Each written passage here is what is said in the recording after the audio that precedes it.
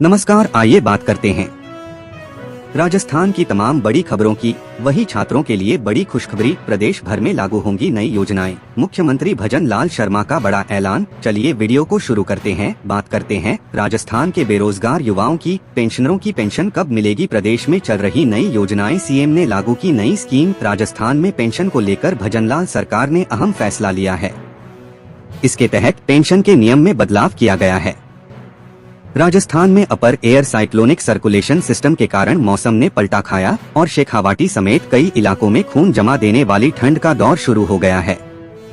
पौष मास की शुरुआत से ही कड़ाके की सर्दी ने तीखे तेवर दिखाने शुरू कर दिए हैं और आगामी दिनों में प्रदेश के उत्तर पूर्वी इलाकों में हाड़ कंपाने वाली सर्दी का असर रहने का अलर्ट मौसम विभाग ने जारी किया है।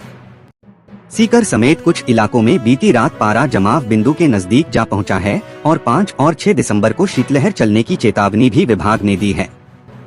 प्रदेश के अधिकांश इलाकों में दिन में मौसम शुष्क रहा है, लेकिन बीते 24 घंटे में पंजाब के उत्तरी भाग और उत्तर पश्चिमी उत्तर प्रदेश के इलाकों में सक्रिय 2 पश्चिमी विक्षोभ के प्रभाव से राजस्थान में रात के तापमान में गिरावट का दौर जारी है।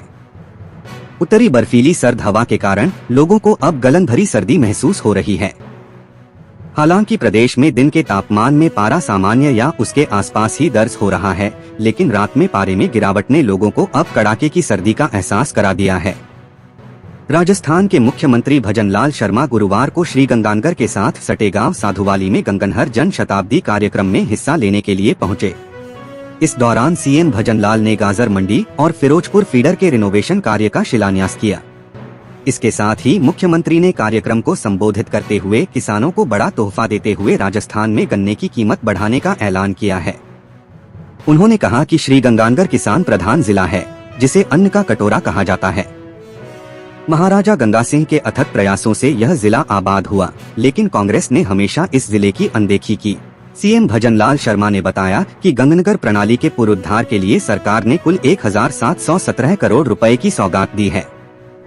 इनमें 647 करोड़ रुपए फिरोजपुर फीडर के पुनर्निर्माण, 300 करोड़ बीकानेर कैनाल के पुनरुद्धार, 695 करोड़ 3.14 लाख हेक्टेयर क्षेत्र के स्वचालन और 75 करोड़ क्षतिग्रस्त नहरों व नकारा खालों के पुनर्निर्माण पर खर्च किए जाएंगे। इसके साथ ही मुख्यमंत्री ने कहा कि जिले के किसानों को सिंचाई पानी की किल्लत का वर्षों से सामना करना पड़ रहा था। फिरोजपुर फीडर के रिनोवेशन के बाद किसानों को पूरी क्षमता के साथ पानी उपलब्ध होगा और इससे सिंचाई व्यवस्था सुदृढ़ होगी। उन्होंने कहा कि कांग्रेस राज में किसानों की समस्याओं पर ध्यान नहीं दिया गया और किसानों को पानी के लिए धरने प्रदर्शन तक करने पड़े, जबकि भाजपा सरकार ने सत्ता में आते ही इस मांग पर गंभीरता दिखाई। कांग्रेस पर हमला बोलते हुए सीएम शर्मा ने कहा कि अन्नदाता को फकीर बनाने का काम कांग्रेस ने किया है। भाजपा सरकार किसानों की मुस्कान को अपनी नीति निर्माण में प्रथम स्थान देती है।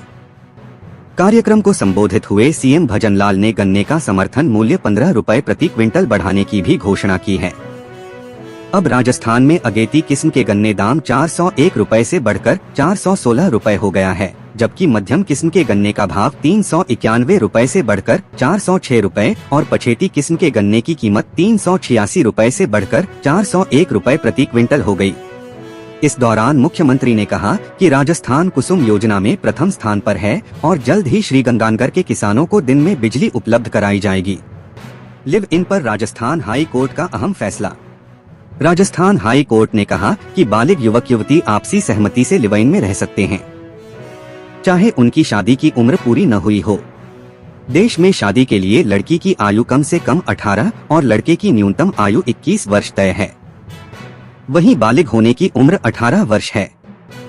लिव इन की एक याचिका पर राजस्थान हाई कोर्ट के जस्टिस अनूप कुमार ढांड की एकल पीठ ने फैसले देते हुए कहा कि राज्य का कर्तव्य है कि वह कपल के जान और व्यक्तिगत स्वतंत्रता की रक्षा करे। समाज या परिवार से उठाई गई कोई भी आपत्ति उनके मौलिक अधिकारों को सीमित नहीं कर सकती। हाई कोर्ट ने स्पष्ट किया कि संविधान का अनुच्छेद 21 हर हाल में संरक्षित है, चाहे विवाह अमान्य हो, शून्य हो या अस्तित्व में न हो।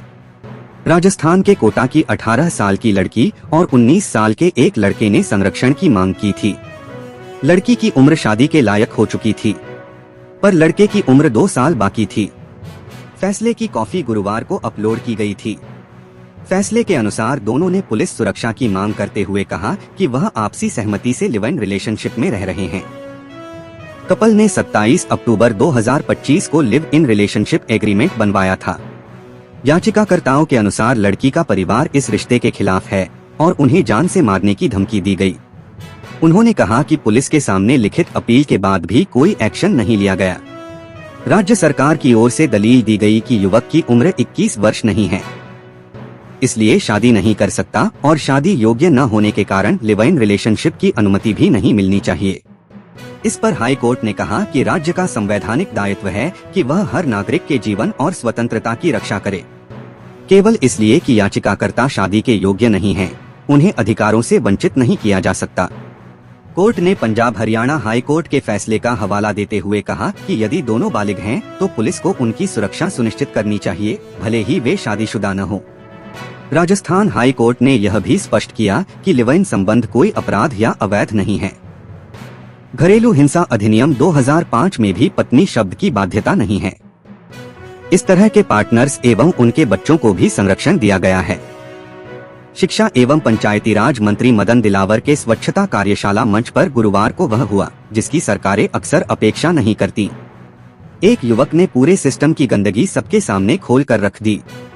मंडावर पंचायत की देवगंज ढाणी के युवा रामस्वरूप जाट ने माइक पर आते ही सवाल दाग दिया, पूरी ढाणी बीजेपी की वोटर है, फिर भी हमारी सड़क 3 साल से क्यों नहीं बनी। रामस्वरूप ने बताया कि 1.5 किमी का कच्चा रास्ता बारिश में दलदल बन जाता है, बच्चे स्कूल नहीं जा पाते, लोग पैदल निकलना तो दूर मजबूरी में ट्रैक्टर ट्रॉली से रास्ता पार करते हैं। युवक यहीं नहीं रुका, उसने सीधे पंचायत में भ्रष्टाचार का आरोप लगा दिया। ग्रेवल के नाम पर 47 फर्जी मस्टर रोल भरे गए, पैसा खा लिया गया, सड़क आज तक कागज में ही बनाई जाती रही, शिकायतें पहले भी की गयी, धरने प्रदर्शन भी हुए, लेकिन 3 साल से सरकार और प्रशासन दोनों ने आंखें मूंद रखी हैं। मंत्री दिलावर ने उसकी बात सुनी और सामान्य सा जवाब दिया, समाधान जल्द होगा, लेकिन सवाल वही, कब। जयपुर शहर की लाइफलाइन बीसलपुर डैम के छलकने का सिलसिला 127 दिन बाद गुरुवार शाम को थम गया। डैम का खुला एक गेट जल संसाधन विभाग ने बंद कर पानी की निकासी पूरी तरह रोक दी है। हालांकि अब भी त्रिवेणी में पानी का बहाव 2.10 मीटर हाइट पर बना हुआ है, लेकिन पानी की इस आवक से डैम के वाटर गेज का अब मेंटेन किया जाएगा। पानी की निकासी बंद होते ही अब डैम के कैचमेंट एरिया पर खामोशी छा गई है। बीसलपुर डैम के निर्माण के बाद से लेकर अब तक इस साल सर्वाधिक दिनों तक डैम से पानी की निकासी का नया रिकॉर्ड बन चुका है। इसके साथ ही डैम से सर्वाधिक मात्रा में पानी की निकासी भी इसी साल हुई है। इस साल डैम से 140 टीएमसी पानी की निकासी की गई है। इस बार मानसून के दौरान जुलाई माह में ही डैम छलक उठा और डैम के गेट खोलने पड़े। मालूम हो, राजस्थान में दक्षिण पश्चिमी मानसून विदा होने के बाद बीते 21 अक्टूबर को बीसलपुर बांध के खुले सभी गेट बंद कर पानी की निकासी रोक दी गई। वहीं पोस्ट मानसून बारिश का दौर शुरू होने पर डैम में पानी की आवक बढ़ते ही जल संसाधन विभाग ने पिछले 28 अक्टूबर को एक गेट खोलकर डैम से पानी की निकासी शुरू की गई, जो बीते 4 दिसंबर को थमी है। बीसलपुर डैम पर तैनात जल संसाधन विभाग के अधिशासी अभियंता मनीष बंसल के अनुसार इस साल पोस्ट मानसून बारिश होने पर खेतों में बारिश का पानी जमा हो गया। किसानों ने पंप लगाकर खेतों का पानी वापस बनास नदी के पास की नहरों में छोड़ने से इस साल नवंबर-दिसंबर में भी डैम में पानी की आवक जारी रही। बीसलपुर बांध में अभी जल संग्रहण पूर्ण भराव क्षमता 315.50 आरएल मीटर पर स्थिर है। बीसलपुर बांध क्षेत्र के आसपास के किसानों ने बनास नदी से वाटर पंप के जरिए सिंचाई के लिए पानी लेना शुरू कर दिया है, जिसके कारण डैम में पानी की आवक कम हो गई है। हालांकि जल संसाधन विभाग नवंबर से मार्च तक सिंचाई के लिए डैम से नहरों में पानी छोड़ने की कार्रवाई करता, लेकिन बनास नदी के नजदीक के रहवासी किसान सीधे नदी से ही पानी ले रहे हैं। त्रिवेणी में शुक्रवार सुबह पानी का बहाव 2.10 मीटर हाइट पर दर्ज किया गया है। हाल ही में राजस्थान हाई कोर्ट की एकल पीठ ने असिस्टेंट प्रोफेसर भर्ती परीक्षा 2025 पर तत्काल रोक लगाई थी और आरपीएससी को सिलेबस जारी करने का आदेश दिया था, लेकिन राजस्थान हाई कोर्ट के खंडपीठ में एकल पीठ के फैसले को चुनौती दी गई, जिसके बाद खंडपीठ ने परीक्षा पर लगी रोक को हटा दिया है। राजस्थान लोक सेवा आयोग ने स्पष्ट कर दिया है कि असिस्टेंट प्रोफेसर भर्ती परीक्षा 2025 अपने निर्धारित कार्यक्रमानुसार ही आयोजित की जाएगी। दूसरी ओर परीक्षा के लिए पंजीकृत 92,600 अभ्यर्थियों के प्रवेश पत्र आयोग की आधिकारिक वेबसाइट पर जारी कर दिए गए हैं। आयोग सचिव रामनिवास मेहता ने बताया कि परीक्षा की तारीखों को लेकर अभ्यर्थियों में कोई भ्रम न रहे, इसलिए आयोग समय से पूर्व ही सभी प्रक्रियाएं पूरी कर रहा है। उन्होंने कहा कि आयोग की प्राथमिकता पारदर्शी और सुचारू भर्ती प्रक्रिया सुनिश्चित करना है, जिसके लिए सभी तकनीकी और प्रशासनिक व्यवस्थाएं पूर्ण कर ली गई हैं। आयोग सचिव ने जानकारी देते हुए बताया कि माननीय उच्च न्यायालय की एकल पीठ द्वारा दिए गए 3 दिसंबर 2025 के स्थगन आदेश के विरुद्ध RPSC ने 4 दिसंबर को खंडपीठ में अपील दायर की थी। सुनवाई के दौरान आयोग की ओर से यह तथ्य प्रस्तुत किए गए कि परीक्षा का पाठ्यक्रम पूर्व में ही जारी किया जा चुका है और विस्तृत तैयारी पूरी कर ली गई है। ऐसे में परीक्षा स्थगित करने से हजारों अभ्यर्थियों को नुकसान होगा। खंडपीठ ने आयोग के तर्कों को स्वीकार करते हुए परीक्षा नियत समय पर आयोजित करने की अनुमति प्रदान कर दी। अदालत के इस निर्णय से अभ्यर्थियों में भी राहत की भावना देखी जा रही है, क्योंकि परीक्षा को लेकर कई दिनों से अनिश्चितता बनी हुई थी। निर्धारित कार्यक्रम के अनुसार राजस्थान सामान्य ज्ञान की परीक्षा 7 दिसंबर 2025 को दोपहर 12 बजे से 2 बजे तक आयोजित की जाएगी। इसके बाद विभिन्न ऐच्छिक विषयों की परीक्षाएं 8 दिसंबर से 20 दिसंबर 2025 तक प्रतिदिन 2 पारियों में होंगी।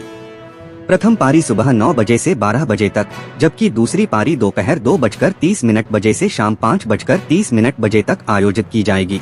आयोग ने अभ्यर्थियों को सलाह दी है कि वे समय से पूर्व परीक्षा केंद्र पर पहुंचे और प्रवेश पत्र में दिए गए सभी निर्देशों का पालन करें।